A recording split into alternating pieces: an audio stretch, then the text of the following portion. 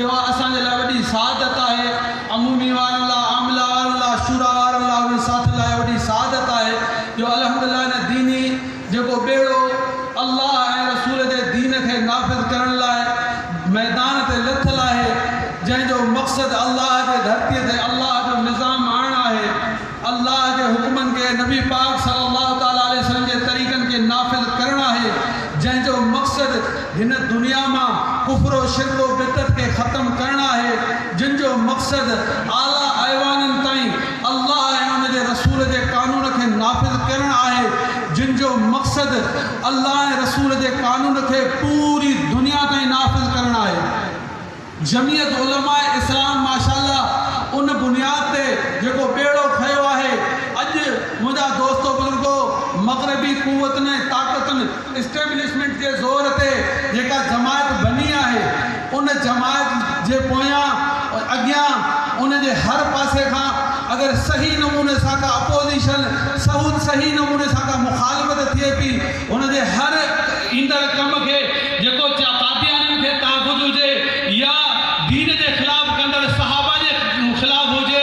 या जेके बि एक्टिविटीज़ हुजनि, उन्हनि जे अॻियां अगरि सीना बसुपर ऐं दीवार बंदी खड़ी आहे त उहा जमीयत उलमा इस्लाम आहे।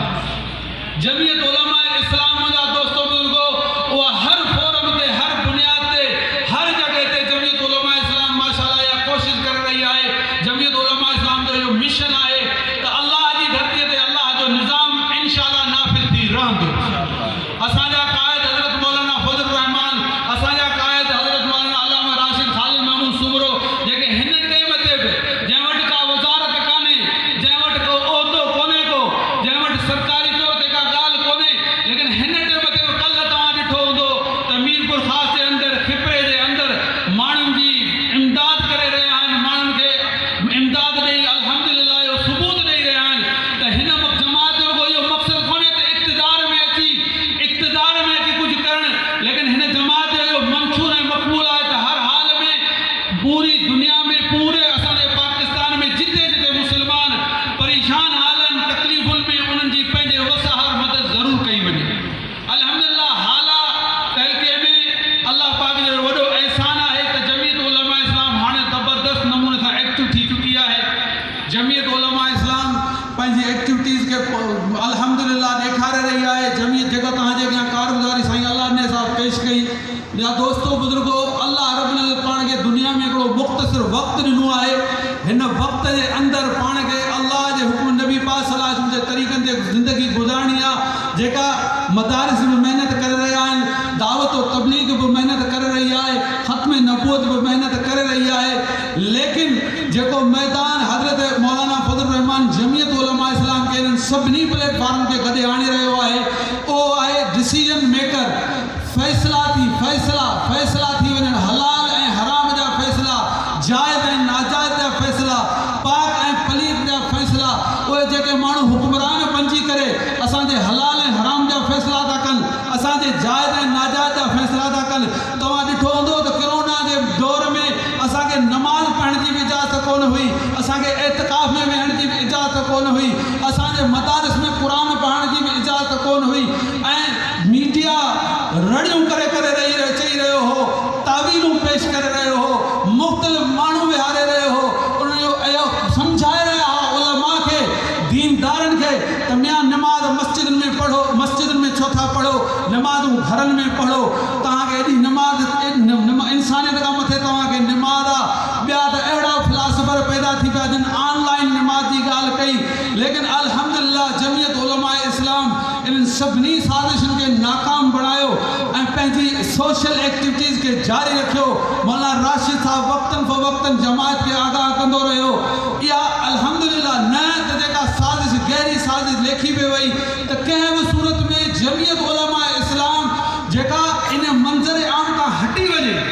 ऐं असांखे जेको बि हलाल हराम जाइज़ नाजाइज़ करिणो आहे उहो करे वठूं। मुंहिंजा दोस्तो बुज़ुर्गो, उन जे करे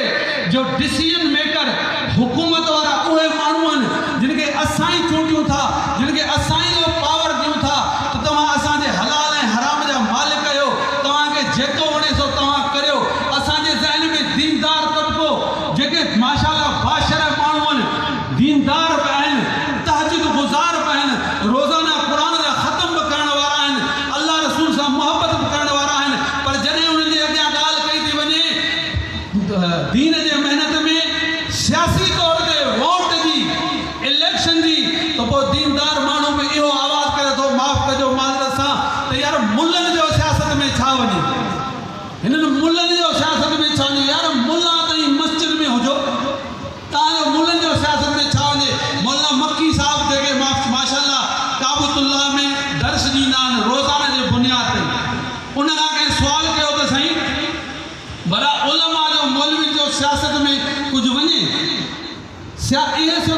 कनि, ये दाढ़ी पटकी वारा छो था सियासत कनि? तो उन्होंने चयो छा माना सियासत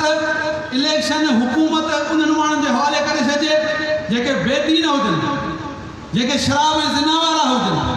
चई पोइ इन जो हुन सबूत ॾिनो त मुफ्ती महमूद रहमतुल्लाह अलैह मौलाना फज़ल रहमान जे वालिद साहब हिकिड़े दफ़ा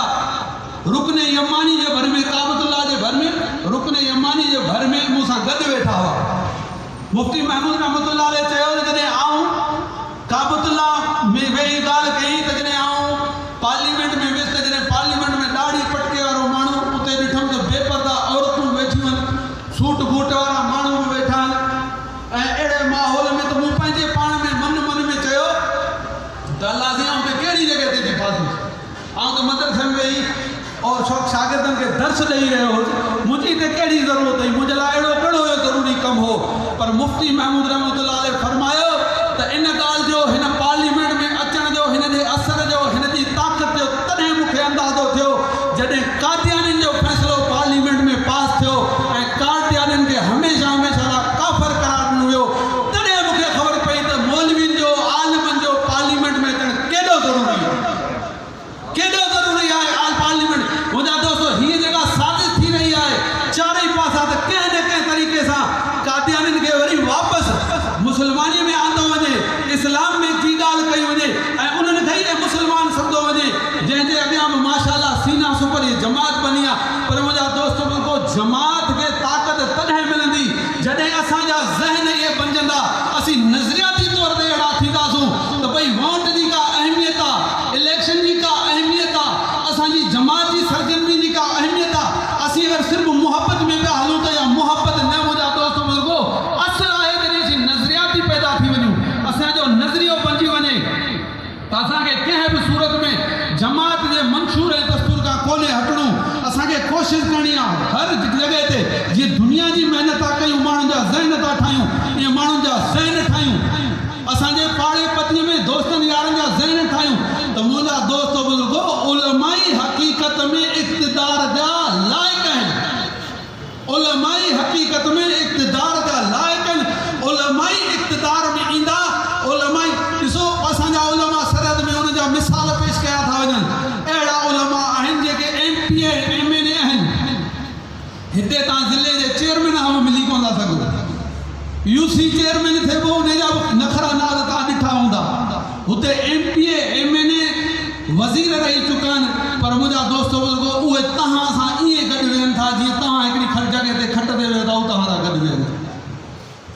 इहा तफ़रीक़ जेका हिते उलमा खे सियासत मां कढी, जॾहिं बरे सगीर हिंद में बि ईअं पहिरियां शुरूअ में थियो हो त उलमा खे सियासत खां पोइ पहिरियों कमु कहिड़ो कयो आहे, असांजे दीनदार तबिके जो ज़हन ठाहियो वियो आहे। पंहिंजे मुल्क जो सियासत में छा वञे, मौलवियुनि खां सियासत में। अगरि असांजो को आलिम अची सियासत जी ॻाल्हि मुंबर ते करे थो त पोइ असांजा दीनदार ई पहिरीं कावड़ी था पवनि, दादा हिन जो सियासत में छा वञे। त सियासत खां अहिड़ी बुरी शइ सम्झी थी वञे जो असीं उन्हनि मुखालिफ़नि ते था सोचूं, जिन खे वोट ॾेई असां ई सियासत ते आंदो आहे, असां ई कुर्सीअ ते आंदो आहे, पोइ चवंदा सियासत इन्हनि जो कमु आहे। मुंहिंजा दोस्त बुज़ुर्गो, तव्हां हिकु दफ़ो आज़माए ॾिसो, उलमा अचनि, इन जॻह ते अचनि,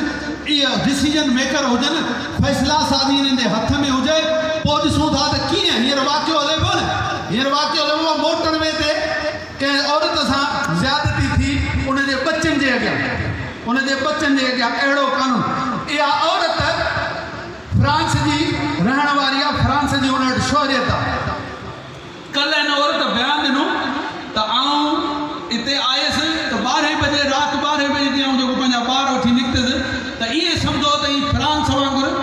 हीअ बि फ्रांस में अहिड़ी का बंदिश आहे कोन को। मुस्लमाननि जे मुल्क में हू त कुफर जो मुल्क आहे। हज़रत दीनपुरी रहमतुल्लाह अलैह जे बारे में चवनि था, उन चयो त मूं यूरोप में इस्लाम ॾिठो पर मुस्लमान कोन ॾिठा, बरे सगीर में मुस्लमान ॾिठा, इस्लाम कोन ॾिठो। बरे सगीर में मुस्लमान ॾिठा, इस्लाम जी जेके हक़दार आहिनि, जेके हुकुम आहिनि, जेके कम आहिनि, जेके ताफ़ुज़ आहिनि, जो हज़रत उमर रज़ी अल्लाह ताला ने चयो त मदीने खां वठी हिकु शहर जो नालो वरितो, ओसी ताईं खारो सोन जो रखी हिकु औरत जे मथां ॾियो, ऐं उहा उन औरत ने मिस्र जे शहर ताईं अकेली